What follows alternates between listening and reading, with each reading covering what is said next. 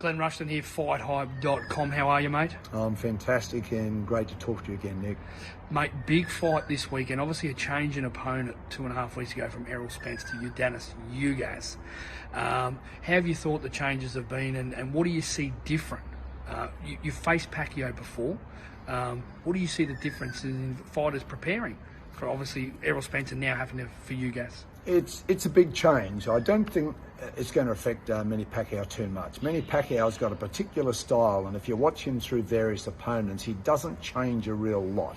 He's developed a winning formula. It works for him. It's a very much similar to what I teach, a broken rhythm pressure fighting style, and he will maintain that. Of course, from his perspective, yes, Ugas is nowhere near the puncher that Errol Spence Jr. is, of course. So probably a little bit of pressure off Manny Pacquiao as far as that massive punching power goes. But, it's a great fight. I mean, as we all know about Ugas, he was a world champion in the amateurs. He was a bronze medal in the Beijing Olympics. He's a terrific boxer, and I think everyone agrees he probably beat Shawn Porter, and I've always considered Shawn Porter as a really good benchmark in the welterweight division. If you're looking to see whether you've got it, you fight Porter, you'll know where you sit. So he's the bellwether guy as far as it goes in that division. I think we all agree that Ugas won that fight.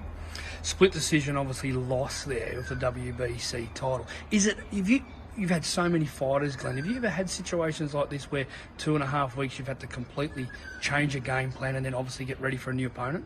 Yeah, it does happen, and I think your foundation doesn't change. Of course, your strategy changes depending on the opponent and whether they're a big puncher, counter puncher, attacker, what they are. So there's so many different styles in boxing. So yes, it does change. But if you've got the framework there, and remember, Manny Pacquiao's been around for a long time. You play a bit of golf, and as you know, a good golfer can adapt to any course. And it's the same thing here. A great fighter can quickly adapt, and you need to do it in the amateurs all the time. You're fighting people sometimes you've never seen before.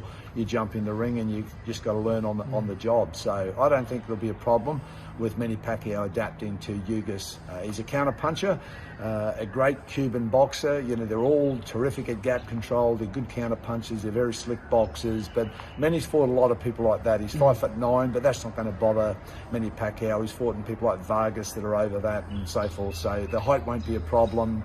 The counter punching, Manny's very hard to counter punch. He's very deceptive. He bridges the gap very quickly. He goes in both ways. His exits are great.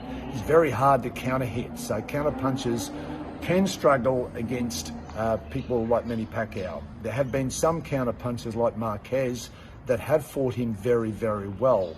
But the difference is with Marquez, he was prepared to go to war with Manny Pacquiao. He was prepared to trade.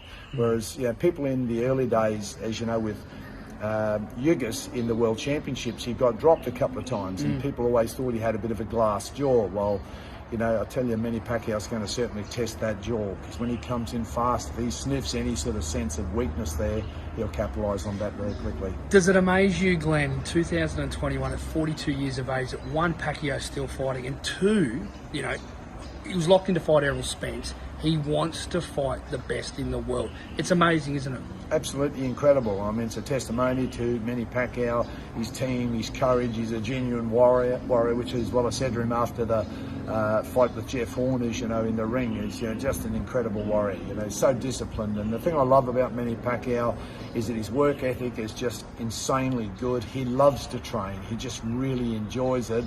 And that's what's, I think, a testament to his longevity, is the fact that he just stays fit. And I always say to people, as you get older, you can still fight at your peak, but you need a longer ramp. You need to have a longer campaign. You can't increase the intensity levels as quickly as you could when you're younger.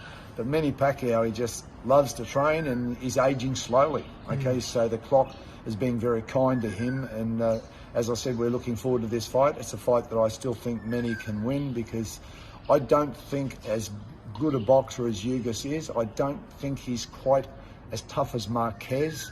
And I think if he tries to go to war with Manny Pacquiao, he will really struggle. And I don't know that he can outbox Manny.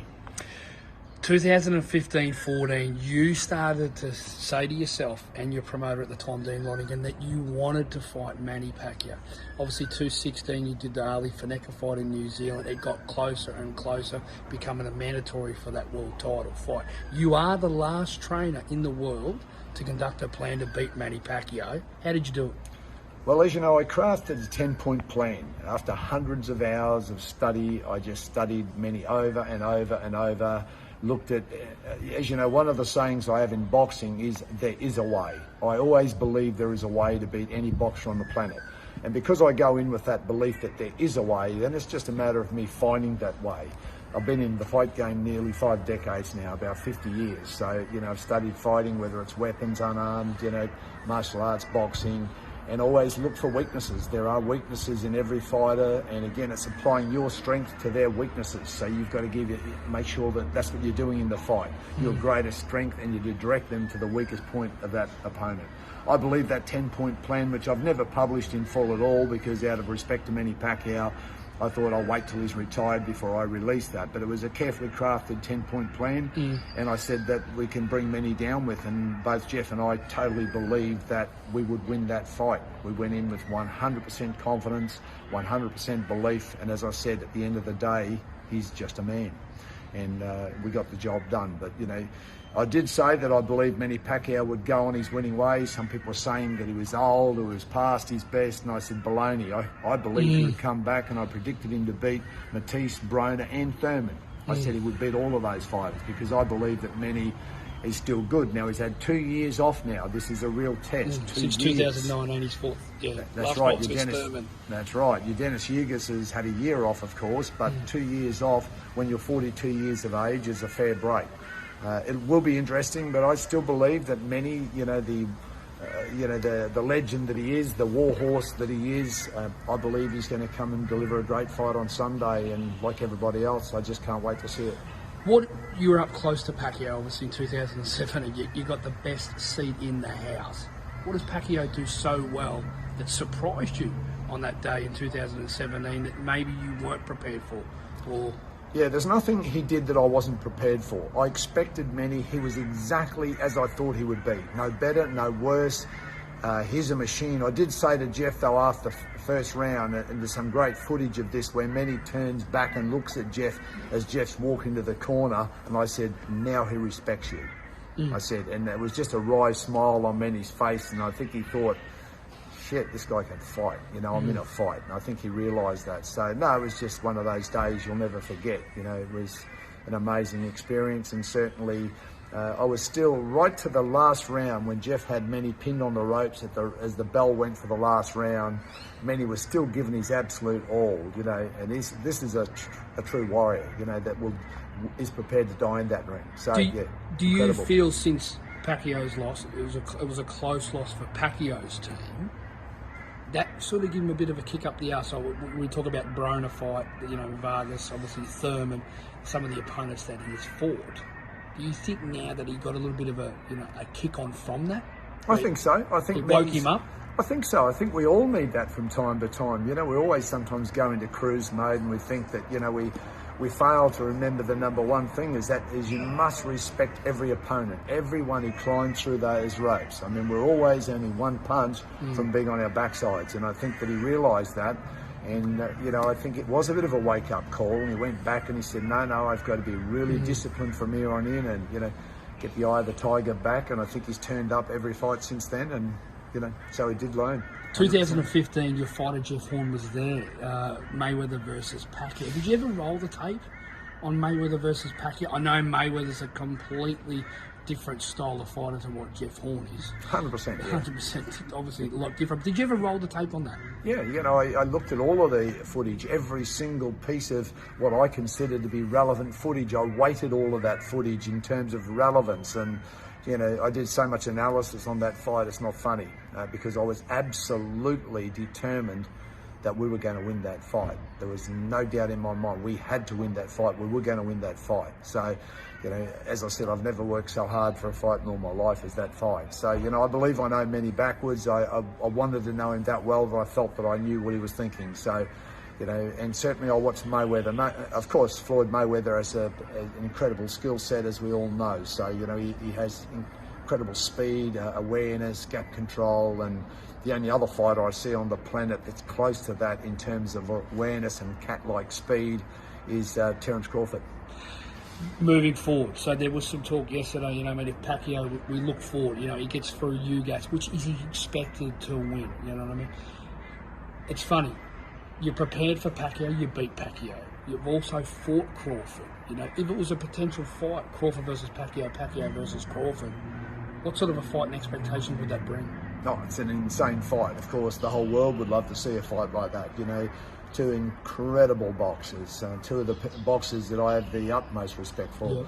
Yeah. And we'd all love to see that fight. If you want to talk about how that fight's going to go down, we can certainly do that. But if it ever happens, I'd be more than happy to come back and talk about how that fight could unfold. But an incredible fight. Spence, obviously, with the eye injury at the moment, it turns out he's probably an operation, and hopefully he'll be back later in the year. Pacquiao gets through this fight on the weekend. Is it still Spence Pacquiao has to happen because of the build-up? We were so close to it. Yeah, quite likely. Boxing is a business above all else, as we all know, and it'll come down to what makes business sense for all of the parties. That's something that they need to sit down and look at and decide. But of course, that's another massive fight. So whether I think Pacquiao, let's assume that Manny does get through this fight against Ugas. Of course, it won't be an easy fight, we know that, but assume he gets through the fight, which I believe he will. There's certainly people like, as you said, Errol Spence Jr., Terence Crawford, Lomachenko, if he wants to come, if they can agree on the weight division where that fight takes place at. But certainly there's some amazing fights still there for him if he wants to keep going. Final predictions on Saturday night's big fight from Las Vegas. Pacquiao versus Ugas. Your prediction, Glenn, what do you think will happen? Well, I either think that Manny plays it safe and gets a comfortable points win. I believe that. Or I think if he gets a sniff, there is a chance. There is a chance in this fight. I'm still not 100% convinced that Yordenis Ugas has got the absolute jaw that other people that have got in there with Manny recently have got. And there's still, in my mind, is a chance that Manny could, if he gets any chance, go for an early night and try and finish this. So if there was a stoppage, I wouldn't be surprised, but my prediction would be that, Manny wins the fight on points reasonably comfortably. I'd say, 3 to 4 points. No worries, mate. All right, we'll enjoy the fights on Sunday in Australia and Saturday night back in America. Thanks very much. Great talking to you, Nick.